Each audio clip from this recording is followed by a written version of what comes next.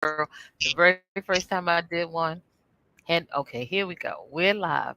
Okay, this is Lenny in the Pink House. Welcome, welcome to everybody out there that's tuning in. And if you can't make it and you come on and watch the replay, you're going to have a wonderful, wonderful conversation. With me today, I have a young lady by the name of LaToya Prince, and I'm excited to meet her because she's going to tell us about her pink journey. And she is a survivor, but as I said in the promo, she's more than just a survivor, she's a thriver. So, LaToya, we're going to get right into it. Number one, if you don't mind me asking, how old are you, LaToya? I just hit 40, September the 16th. So the Okay, big, so young, yeah. uh, Now tell us, when did you get the diagnosis, and what was that initial like to you when you heard that diagnosis that you had breast cancer? well, it was in 2017. Okay. And about, I want to say 2014, we had just buried my sister. She passed from cervical cancer. So, at first when I had symptoms, it was kind of weird. You know how you're grieving and you just, you kind of like, maybe am I overreacting? Am I nervous? Just because my sister had just went through that. And I just honestly, I had started having symptoms on my breast, like really like achiness all the time. And like when we come on our menstrual cycle, you'll have like the tender breast, but it just felt different because it was constant. So honestly, I thought that, I just kind of was like in over my head. And so I went to my doctor and she's like, oh, it's probably nothing, but I'm going to get you a mammogram anyway. So I just thought that I was like tripping. So I didn't go to the mammogram appointment. So like a year later, I had some red like bumps pop up on my right breast. And so then that concerned me. So I went back to the doctors and she's like, yeah, you're not old enough, but we're just gonna proceed with caution. So I go to the mammogram and boom, it pops up. It was actually on my left breast, not my right breast, even though my right breast was the one having symptoms. So of course I'm like scared to death because I just honestly didn't think that anything. I knew I felt something was wrong with me, but I had no idea it was breast cancer. Um, and so at that moment, I just was like, God, like, you know, I don't know, like you just have so many thoughts in your head because it's just so many unknowns. And so when they found the lump, it was about the size of a pea. It was so small, my doctor wouldn't have been able to palpitate it. So the only way we were able to find out is because of the imaging, the mammogram.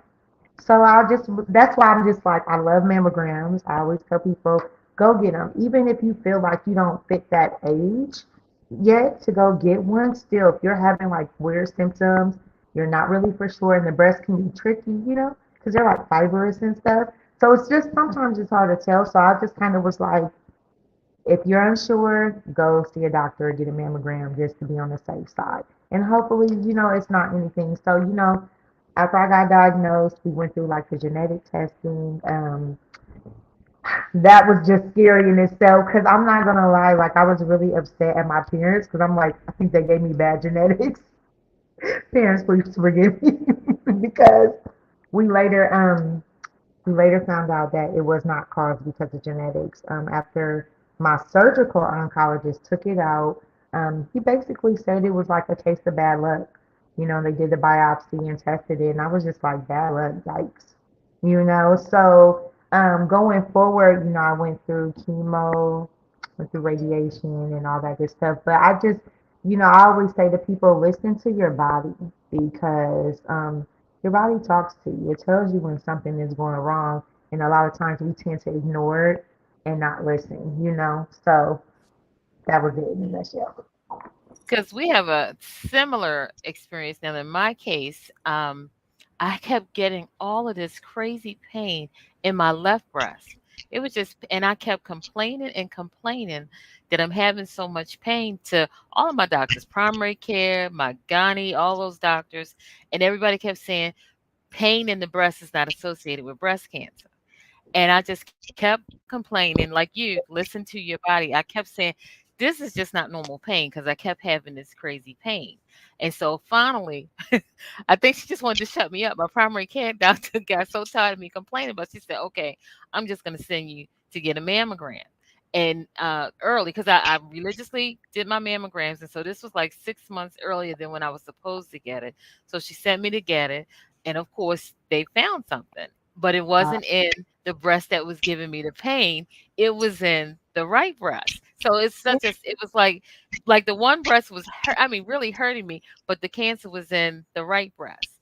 And so, after the treatment and all, I don't have pain at all on on that left side. I tell somebody my left side was telling me it was something wrong with my body. You know what I'm saying? Even though the cancer was not on that side.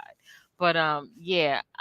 Let me ask you a question because I know for me one of the difficult things that I continually to try to deal with is, like every time you got to go for your subsequent mammograms afterwards, are you in a headspace where you're not like so terrified or nervous, or are you still like really nervous when you go until you find out what the outcome of the mammogram is? How you feel when you have your recent mammograms? well, of course, it's that ball of nerves Yeah. because I think most women we fear reoccurrence. Yes. And for me, like the grade of cancer it was grade 3, which is a like the most aggressive form. Right. And so it is very scary because it's just kind of like, so I always say a special prayer before I go, like, Lord, please, let Right. let it be a good outcome. And then just even when I got diagnosed, at first I was scared because it was so many unknowns. But when I really start coming back to, I just thought to myself like, God, this is a reason why you did it. I won't even say God did it to me. I felt like it was a reason why it happened. I felt like God was gonna use me to become a testimony to help other people Other fighting people. cancer. Because like the first day my treatment, I was all dressed up. I'm talking about glitter, long hair, cute sparkly dress, and my parents looked at me like, "Why are you come out Where the you house?" going? And I was like, well, this is how I'm going to start my fight. I'm going to start my fight looking beautiful because I just feel like when you look good, you feel good. And I also felt like once the cancer treatments would start to take effect, like I started losing my hair, eyebrows. Well, I never really had eyebrows anyway, so I wasn't too bothered about that. But it does like for me, like it changed my physical appearance. Like Right. it does women, some more drastic than others. So I just was like, I want to set that trend, and so I just always try to go in the treatment with a positive attitude. Always cracking jokes. Always like just into beauty, into fashion, like, and it would like perk up the other patients that were in there getting Yeah. chemo. Yeah. Um, and I just try to be that good, positive energy, like as I was going through that. Like I said, even on social media, I use my social media platform to, show some of my journey. I didn't put it all out there, but I did use that and just to get the feedback, like, that I've inspired other people, Mhm. like if God could do this for me, he can do it for you too. And so that's where I just kind of I want to tell people that I always just gave God the credit. Like I was like, if when you see me, you got to look at the miracle of what God did for me, because Right. cancer isn't a death sentence, and I know most people think that, and it's hard not to, but I just was like, God is working through me. Yeah. And I I know. can remember when I'm 59, and when I was a young woman, like in my early 20s, I live in Maryland, and I remember watching a PBS special, and I'll never forget it. And it was talking about a lot of people that live in cities, in very industrialized cities where there are a lot of chemical plants and things like that. The question is not if you'll get cancer, it's when. And Mm, so when I got the diagnosis, believe it or not, it was like I was alarmed, but that came back to my mind. I mean, thinking about, oh, so this is now my time to get this. And one of the things that I think helped me to deal with the nerves is to not really overload my mind, but to try to educate myself as best I could, so that, knowledge takes a lot of the fear out of stuff if you understand, what possibly is going to happen or what have you. And I've worked in healthcare for years, and so that too was a help. But I'll tell you, it was like, in all of the process, the treatments and what have you, for me, one of the worst things is the biopsies. I had to have so many biopsies. Girl, absolutely. it was like it was like crazy. And I know one day I think they did 3 biopsies on one side, two on the other. And so I was like back there in that room on that little board and all that kind of stuff for a long period of time. It was like the biopsies were the worst thing to me. To me they were very uncomfortable, and it seems like, for whatever reason, every time I go now, they either have to hold me back to get extra ultrasounds because they're trying to find a clip or whatever. So it's always, my nerves are still a little frayed because I'm always got to Yeah, have a call back and all that kind of stuff. But like you said, trying to stay positive, I, I try to use positivity to help me and to then help other people, which is one of the reasons why I started my YouTube channel, because I thought, when I look in the Facebook group that we are both in or whatever, I'm like, and reading some of the stories, I was like, oh, wow, it's a space for that, because people just need to be lifted up, and maybe allowing people to come on here and share that story. Not only will it help you, but like we said, start now, it'll help other people, definitely. because when you get the diagnosis, even though like 1 in 8 women will be diagnosed with breast cancer or what have you, even though it's a community, it's still isolating, Yeah. because it's unique to you, it's unique to me, because even though they're similarities, it's still unique to how your body respond, to how my body respond, and that makes it a unique journey that only you can tell about your own story. What are some Def- of the things you did going through your treatment modalities and those processes that helped you to try to stay positive for yourself? What were some of the things that you did? well, definitely. Okay, so like my hair, it didn't come out like right away, and then one day it just started kind of coming out like cotton candy. So my mom does hair, Okay. and I was just like, Mom, just cut it all off. And she's never liked to cut my hair for as long as I've been alive. She didn't want to do it. And she cried, and I was like, it's okay, Mom. I'm like, just give me a short, pixie cut or something cute. But Right, it was right. out so bad. So I'm like, forget it. Shave it off.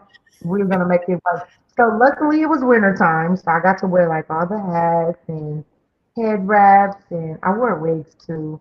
Hmm. And I've reached out to like Fighting Pretty, which Okay. is profit, and they put together the most beautiful care package. From the time you open it, I'm talking about I was like bawling tears. Like Right. it was so I felt empowered. I mean, I didn't feel like I looked like my normal self, Hmm. but I felt empowered. Like, the world cares and I'm not alone fighting this. And I think for me, just having that sisterhood of people reaching out, sending care packages, going to events like My Sister Keepers in Omaha, Nebraska, which Hmm. is like a sisterhood. And then when you hear, the different stories from the different women. Like, I'm a 15-year survivor. I'm a 5-year, I just recently started. I mean, for me, it was just motivating to be like, okay, you got to keep a good attitude because these women are alive still. They're Hmm. healthy. They're smiling. Like, they're good. You know what I mean? And they're inspiring other people. So, like, yeah, like, you're not alone, and cancer is not a death sentence. And so, like, I feel like those little things helped me. Well, I won't call them little. I think they were huge. Right. Because they made me feel like, I can survive this, and if God has a purpose why this happened to me. And so, yeah, just little stuff like that. Like I said, just trying to keep the beauty regimen, I get my agree with nails. that 100%, because yeah, because it does, like you said, if you do your best to look good, it can help your attitude. And that's the other thing that I did. It was like trying to do little creative things, because creativity, like mind puzzles, different things that would sort of engage you for a moment, away from all of the tough, heavy decisions and stuff that you had to make. That's sort of Yeah. the purpose of the Pink House too. Because like on Wednesdays we do a riddle thing. If you guess and the answer to the riddle, you win a prize. I mean, really nice prizes. Different things that women that come to the channel when they participate in it for that moment in time. It could be while they're sitting getting their infusion or something. They want to play the riddle game, something to help them in that moment think about Yeah. something other than what's happening to them at that point. And positivity, it just I can't say enough about because stress is a killer. Stress, the disease process feeds off of that. And so anything we can do to lessen our stress and increase our positivity in our mental space, that just will help us in dealing with the disease process going forward. Are there any other like did you take any hobbies or anything while you were going through treatment to help you get through it, or what are some of the other creative things that maybe you did for yourself? Well, I did Zumba. I did Okay, Zumba all the time. that's not something easy either because I tried to do Zumba years ago before my knees got jacked up, girl. That's nice. Yeah, that definitely is something high energy or what have you to keep those endorphins flowing. That's good. Yes. Mhm. And pretty much, I mainly stayed with the kids. I really didn't do like any crazy hobbies. And, like I said, I participated in a few groups, like My Sister's Keeper, Mhm. Peace Lotus Foundation. Those are local nonprofits in Omaha, um, to help with that. And like I said, it helped just make you feel not alone while going through Right. treatment. And then at the Buffett Cancer Center, there were so many resources, whether it be puzzles, different books you can read, different like guides to kind of like guide you through the treatment process, and even aftercare afterwards. And so and definitely praying. Like I pray to Oh, God, definitely. Yeah. like especially when I looked at my kids, I was like, Lord, please bring me out of this. And my kids were terrified because we had How just many lost. kids do you have, Latoya? How many kids do you have? So I have four. I have a Oh, 22, wow. a Okay. 20-year-old, and then I have 14, no, 15 and 13. So, Oh, okay. So you got a nice range, a nice range. Hmm. Yeah, but I so can imagine they were very, very scared. Yeah. yeah, they were terrified. Our family had just been through a lot of stuff anyway. Like it could have changed at a worse time, but I just ultimately feel like it made us stronger. Um, and granted, I feel like a lot of times people don't really talk about the after effects of what Hmm. like chemo and radiation does to you. Hmm. And it affects, because it's almost like doctors, I'll say doctors, I'll give them the blame for a second. Once they treat you, it's like, okay, go back to normal life. And it's Right. kind of like, no, not quite. It's a process. So, yeah, Yeah, you because understand? I can remember when I finished, it was so bizarre. When you said it, it made me think of it. When I finished my radiation, 2 days after I finished radiation, I had a skin eruption, like this like wound, open wound just appeared. And so I said to the nurse, I was like, what's that? And she was like, oh, she says that, you probably get ready to have to now come for wound care. She says, because all of this is going to slough off of you, this burnt skin. She said, and girl, it seemed like overnight, all of a sudden, I had these open wounds and all this stuff on me. And I said, why don't they tell you that? She said, because you're going through so much already. I guess they don't want you to be in a panic that this is now going to be the next phase. But oh, girl, so I think for like maybe 6 to 9 months or something, I couldn't wear a bra because it was raw, and it was like, and I was like, oh, y'all might should have prepared me because all they said was, oh, it's probably not going to be no worse than a sunburn. Well, I ain't never had a sunburn like that in my life before, and I was like, yeah, okay, no. And so, and I asked her, she said, yeah, I think it's just one of those things where they just don't want you to be so overwhelmed with so much of the negatives of treatment. I was like, oh, yeah. And that seemed like it happened 2 days after I rung that bell. And then I was in wound care for weeks until all of that burnt skin sloughed off or whatever and then it started healing. Mhm. Well, and Yeah. let me, it's funny that you say that because it just brings me to the story of when I went through radiation. Hmm. Um, they had, do you know like what type of cream they had you use? They had me use the calendula. It was a calendula cream, and they also had me get I used the EMU oil soap and their oil. So those two things were the things I was using. Which are really good things for your skin. And so it's weird because that rush sneaks up on you. And so they kept telling me to use like Aquaphor, which is kind of like a Vaseline. And I Yeah. and then they were like, well, you know, because the burns came out of nowhere too. Yeah, they look gruesome. Like Jesus, what is Yes, that? they were. And so I got an aloe plant. I had to do some research, and I'm like, okay, I know aloe heals burns, but I didn't know to what degree. So I took an aloe plant, and this part of my chest was completely black. Hmm. Like, and I just was like, wow. So I took an aloe plant, rubbed it all over me, and my mom looks at me the next day, and she goes, "Your chest looks lighter." And I'm like, I thought so too, but I thought I was tripping, so I wasn't gonna say Right, anything. right. And so as I'm like putting it on there, pretty much every day, I kid you not, in 2 weeks those burns were completely gone. Wow. My chest had went back to my regular skin tone. Get out of Um, here. and you know, and I when I went to my radiologist and I was telling him what I had been using, you know, they don't really acknowledge like Right, alternative medicines and right, things like that. And I'm just like, well, I know it worked for me because like this was black, like pitch black up here, and I right. have blister burns and they're completely gone. Um, Wow.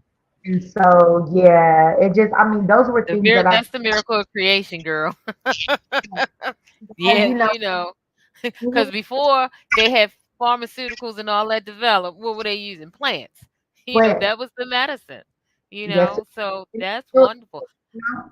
So yes, Girl, yes, I wish that's I'd have thought of that. Look, that never even crossed my mind, an aloe plant. I'm telling you, I wish I thought about that. But yeah, but they had me doing that calendula and the emu oil or what have you. But let me ask you a question too. Did you how was your support? Did you find like maybe some of the people that you thought would be supportive weren't so supportive and your support came from other people, or was everybody in your corner? well, definitely, you know, my parents stepped up. You know, my dad and my mom, they stepped up a lot. You know, my kids. There were the weirdest thing is there were people who stepped up, people who I would never think Hmm. to step up and like help me, whether it be to cook a meal or just to have my back. And then there was a lot of family members who I felt like I was always there for and down for, but when it came to my time in need, They like weren't nobody there. really had my back. But then, you know, I got a spiritual message that was like God may not place the people who you think should be in your life, but He'll place the people that you need. And That you so need, right.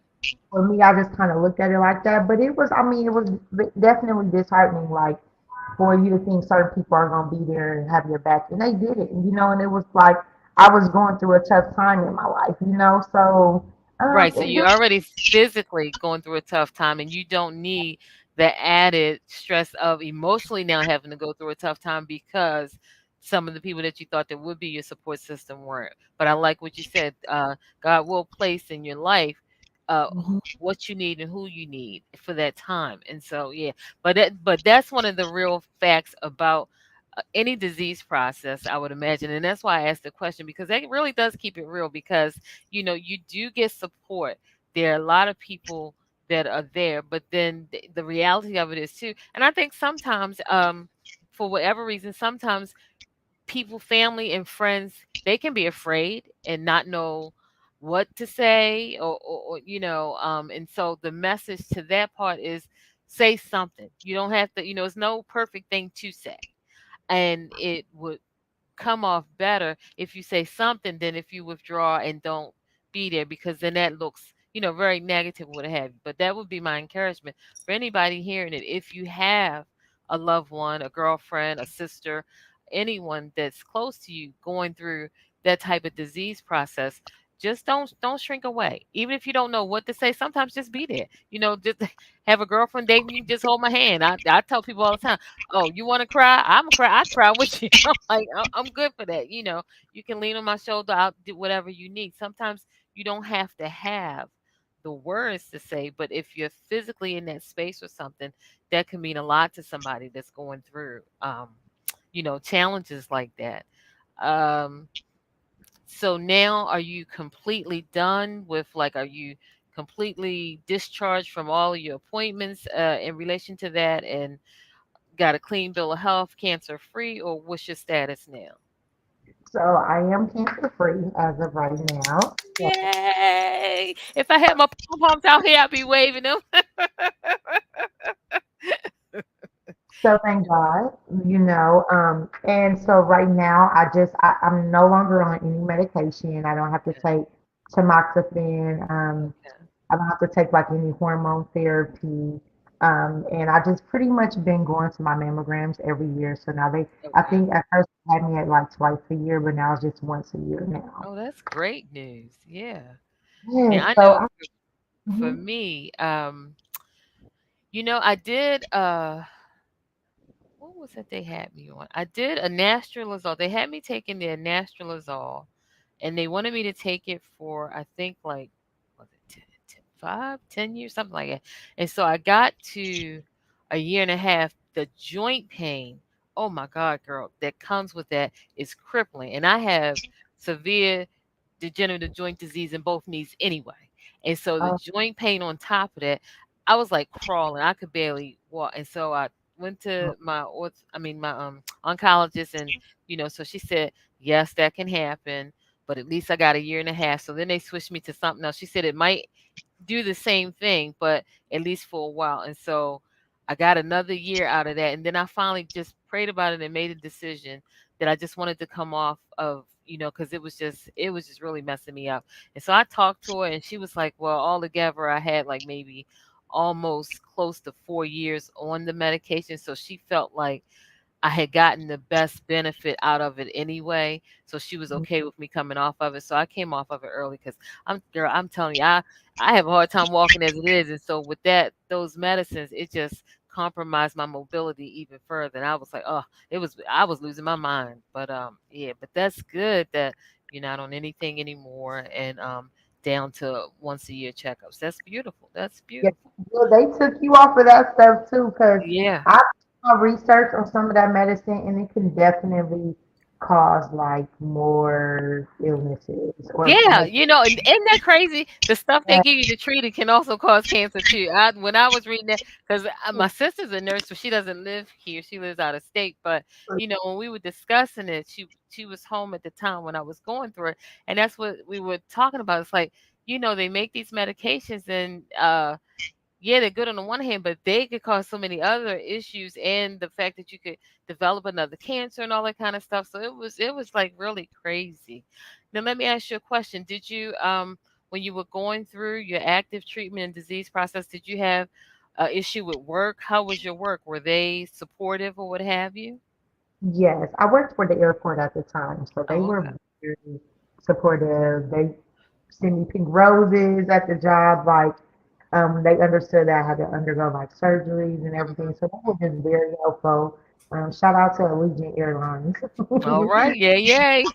um, just came to a point, where my immune system started going down as I was going through the treatment, and it just wasn't safe for me to be at the airport. Oh, right. Yeah. So I ended up going on a leave, and they everybody was sad, but they understood. But I mean, once that happened, then you have the financial issue that Yeah. takes it. Of course.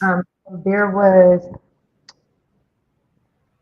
I want to say, Pink Sisters or Fighting Pink, but there was a few breast cancer organizations who offered like financial assistance to like help Hmm. me with rent, my utilities, um, things like that. So it made it a lot easier. Right. But the craziest thing though is like I applied for disability and they denied me, and I Really? yes, and I just was like, I went through chemo, radiation, and I mean that they gave me the harshest of the harshest chemo, that pink Right. stuff. Oh my God. And then I went through hormone therapy as well for an entire year. And like I said, they denied me. So, I mean, that is tough where you don't have the resources you need and you're Right. sick at the same time. So you kind of can't, you can't really move how you need to, but Right. Right. that's the way. And then it also, I think that situation, I did a project with Creighton University called Project Diane. And basically, it was a project that was consisted of like a bunch of medical students and actual doctors, and they wanted to see like what were the barriers that were blocking people from getting like cancer treatments and stuff. And Hmm. so, because I went through some of them myself, like transportation, um, the kids, I normally had a good after school program for the kids, so that helped Hmm. as well. Just somebody to have like that extra support system for the kids, Right. like days I didn't feel good. But I mean, like all those little things helped me like get through treatment. So yeah, it all worked out. Yeah, that's good. I know now I work at Johns Hopkins Hospital, and so that's where I got my treatment too. And I will say one of the things that they did do that I thought was phenomenal is that they have a workplace group for employees with cancer, working with cancer, a support group that met like once a week. And you just got together and you talked about whatever challenges you were having at work. Like, say, if you were working and had maybe a supervisor that was riding your back because of that group, the nurse navigators that were in charge of the group would give you resources, who to talk to in HR, who to talk to in the ADA's office or what have you, to help give you the support you needed so that you could like get these individuals that might not be as sympathetic as they should be. So Yeah, I thought it was a really good thing because it gave you that extra boost so that you really weren't worrying too much about work if you were being hassled because you had this group that was there to fight for you and to help support you, whatever. So I've always thought and applauded them because I thought that is definitely a good program to have. Yeah, but that's good definitely. that. Go ahead. I'm sorry. I'm listening to you. Go Oh, ahead. yeah. So I just thought that was good because a lot of and what I liked about it too is like say I'm not, but say if I was married and my spouse wanted to come, he could too. Somebody that Oh, is a partner with somebody undergoing it, they could also come because they also may need that mental health aspect and being a caregiver of somebody that's dealing with a disease process. So I always thought that was very generous of them too to even extend it to people's spouses and partners like that. Because the moment you get it, it just impacts every aspect of your life. yeah, If you're a daughter, it impacts that. If you're work, it just impacts every relationship you have, and you just gotta slowly get to a new normal with everything. My sister said something that initially when we found out that I thought just always stood out with me that was very loving. It was like when a couple girlfriends, we got together to talk about what was happening and what the strategy was going to be. And I remember my sister saying to one of the girlfriends, even though they call me Lenny, she said, even though it's Lenny's diagnosis, we all have cancer now. And that's sort of the mindset that my girlfriends had, that we all are going to cancer, and they were all there going to the treatment, and so that I'm forever grateful for that because, you know, you just really, that's that times like that is when you really need to see who your tribe is, who's going to be there for you or what have you. What is some encouragement maybe that you would give someone that just has newly, because when you look in that group that we're in Facebook, it's so many comments from women new to the group saying they just got diagnosed. They just what are some of words of encouragement maybe that you would give somebody that has just gotten the diagnosis that they have breast cancer? one, stay away from sugar because I feel like sugar feeds the disease. And I mean, I also did research too, and I know that sugar feeds a lot of diseases. So that was Yeah. one of the things I did stay away from. Also, like mindset is everything. I mean, I know that, like, let's be realistic, cancer is not pretty. No, It makes no. you feel terrible, especially when your body first goes through the treatments. It's like a complete shock to your body.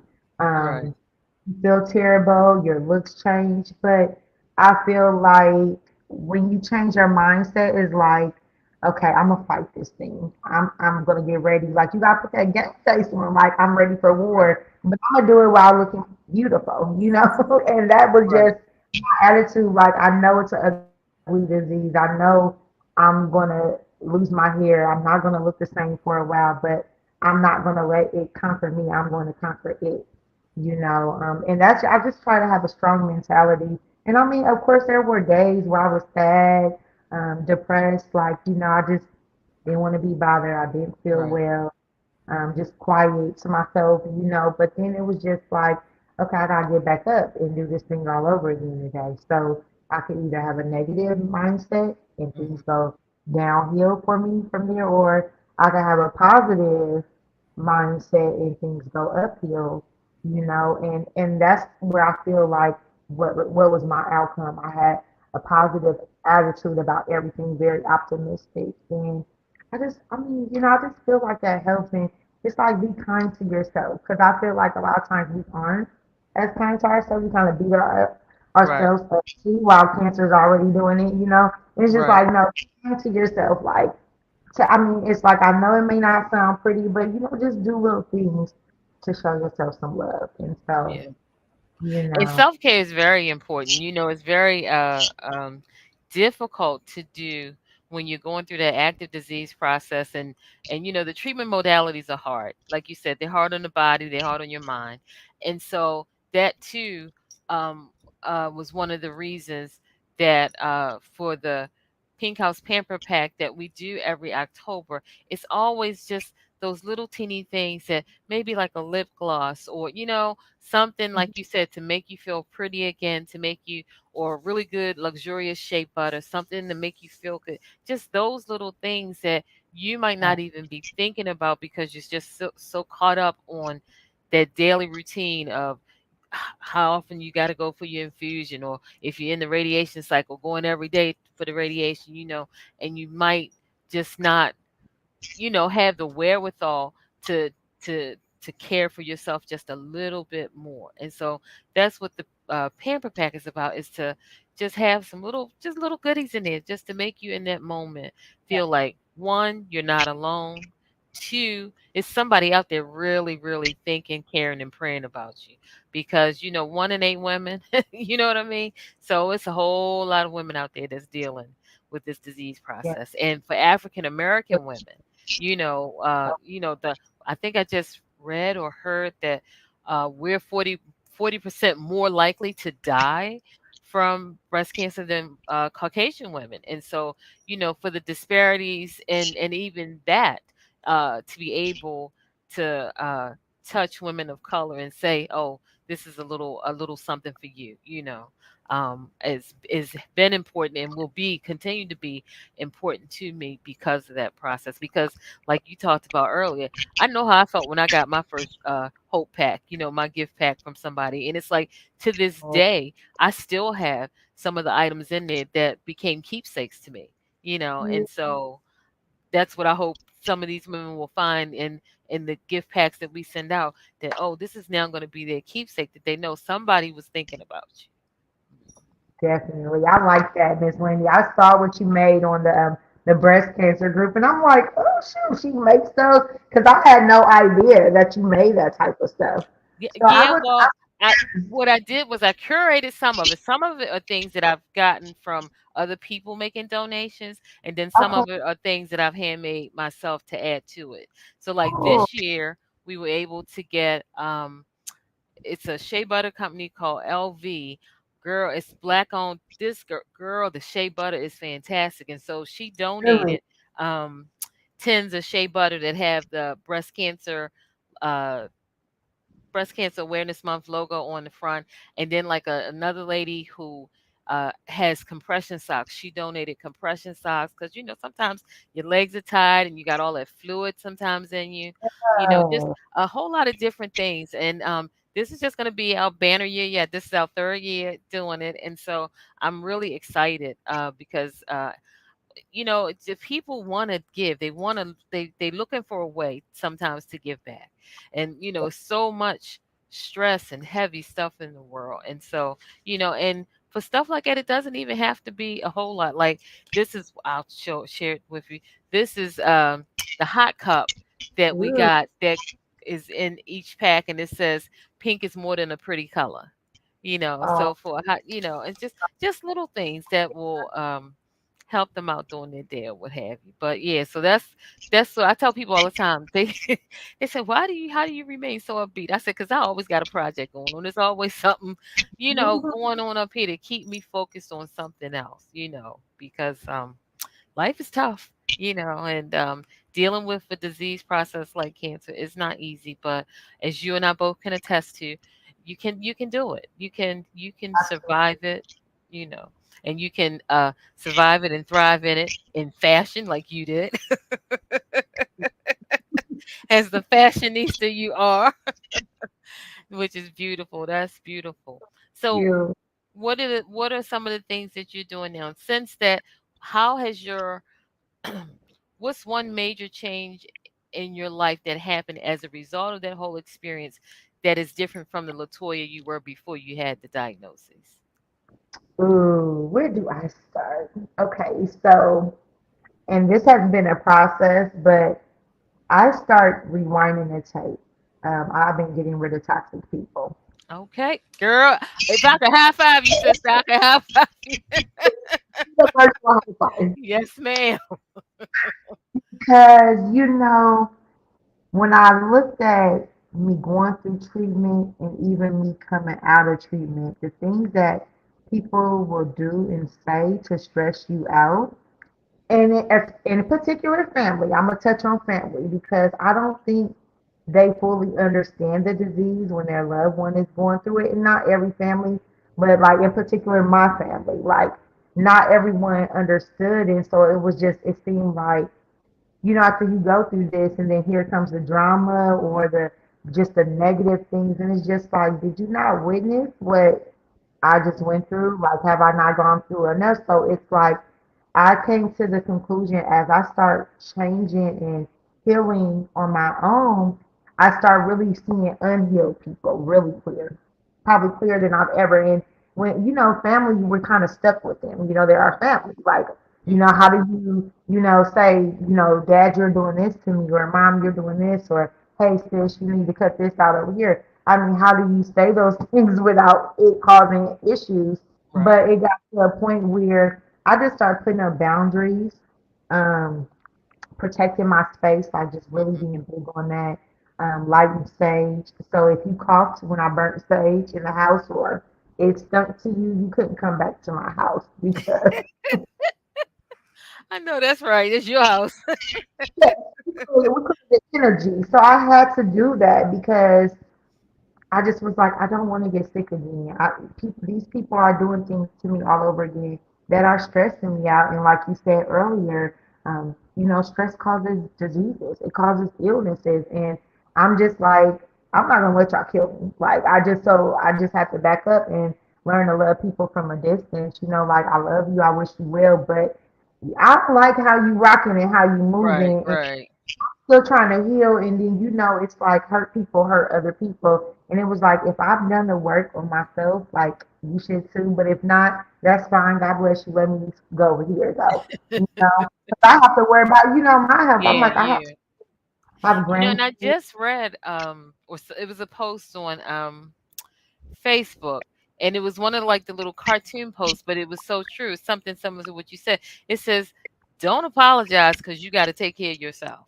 You know what I mean? And that's real facts. It's like be you have to, and so be unapologetic about doing what you need to take care of your health the best you can, and And that's it's your so mental health included. Yeah, exactly, mental health is probably the biggest one, but yeah, it's so hard when you're a giver and you're always yes. go-to person, whether it's for advice or whether somebody needs a favor, and then it's kind of like I think sometimes when people get so used to that, they expect you to always be like that. And then the minute that you kind of like pull away and you're not like that, it's like, oh, she's shady or she's, and it's just Right. like, no, like I have to put myself first for a change. I put everybody else before me for so many years. Now I have to put me first. And it's still a struggle, but I'm getting here. But like I said, just cutting out toxicity. Like, Yeah. I mean, if you don't want to elevate, if you don't want to do nothing different, then it's just like, I have to go this way because this is where my journey is leading me, you Yeah. know. You know. So, I can yes, relate to that. I really can. And I think anybody that has dealt with a disease process and come out on the other side of it, you come out being more willing to make those firm decisions when it comes to your personal, intimate relationships. Friendships you may have.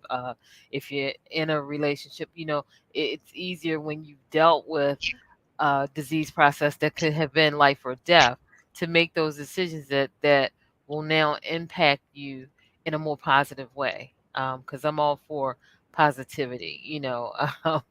Yeah, totally. and I think anybody, I mean, we're human. We all going through the same human experience, and so I think we all can have people like that in family and not in family. And this comes a time when you just have to say, okay, the line is drawn in the sand. You can't cross my line no more. And I'm a Virgo. I'll be that quick. Like, no. Yeah, and that's good because what you're doing is self-preservation too. You're protecting yourself, and that's important because we're not perfect, and so people are still gonna get sick or whatever. We pray we don't get sick again, but you want to come out of that experience being able to do the best you can for yourself health wise and even your mental health because that's a large part of it. If you can get your psyche together, you know what I mean, the body Yeah, stuff can follow more easily if you can get your mindset already set in that pattern that way. So I applaud you for that because and cancer is a good clarifier, girl. It brings you clarity. It helps you clarify a whole lot of stuff, so it does uh, do that. Yeah. Mm. yes, for So sure. what's your next? What you have next on deck? What's something exciting coming up that you want to share? Well, I have finished my children's book called Help Mommy Fight Cancer. Get out of here. Yay. Congratulations. And it took me, a what, like it took me one of those minutes and was like, okay, I'm not ready to put it out, and I'm gonna put it out. So it's in the works of getting published by Christian Faith Publishing, and so that's what I've been working with to publish my children's book. So I'm like really excited about that. I'm Okay. still kind of the wraps, so that way we can get the correct marketing for it, the correct distribution for Right, it. So right. that's what we're working on. But I'm That's excited. exciting. To me, I just feel like sometimes people forget about the kids who, like most of the women going through it are moms, and sometimes Right, they're right, moms, younger kids, and kids really don't understand cancer, and they just know that, hey, mommy has a bald head right now, or she doesn't feel good today, or she's got ports and IVs hanging out. Like, so right, the book right. is about kids trying to save their mom, like coming together, doing more chores in the house, things like that, to just be more of a support system. And they almost turn into imaginary superheroes to try to help save their mom. So, Right. That's I lovely. thought about the kids because, I thought about my sister's kids, and I thought about my kids, and I just thought about how helpful they were together going through the process of it. And they really just had that pure spirit to want to help and to want to do something to Right. make it better, and then ultimately just still have that ongoing faith in God of what they were taught, when they were little. So yeah, so the book, I'm definitely excited for the book to come out. So that's what I've been cooking up. That Um, is great yes, news. That's an exciting little tidbit. Well, what we will say is that we do survivors, we do caregivers, and we do entrepreneurs. So we'll have to have you back when you get your book published and out, whatever, so you can feature it. Yeah, so we'll have you back as an entrepreneur that next go round. I would love So to come. Thank you, Miss Winnie. This has been, like I told you, a treat for me when I came across your comment in the Facebook group that we in. I was like, oh, I really want to have her story on, and because I had taken a pause because I got so much stuff going on, and I was like, this month because it's October and Breast Cancer Awareness Month, I was ready to dive back in and start my pink conversations up, and so you are my first pink conversation to start up, Oh, and so I'm so pleased. It's been a pleasure meeting and talking with you. I yes. appreciate you sharing your heart with us because that's what it is, sharing your heart with the Pink House audience. And want you to stay on. We're going to say goodbye to the Pink House audience, and then I'll talk to you for a little bit before we get off the line. All right, Oh, so I'm going to end the stream. This was LaToya Prince. I hope you guys enjoyed it. Oh, come on, girl. Look, my mouse says it's going to die. All right, see you guys. Did it end? oh, Girl, okay. Yes, guys. We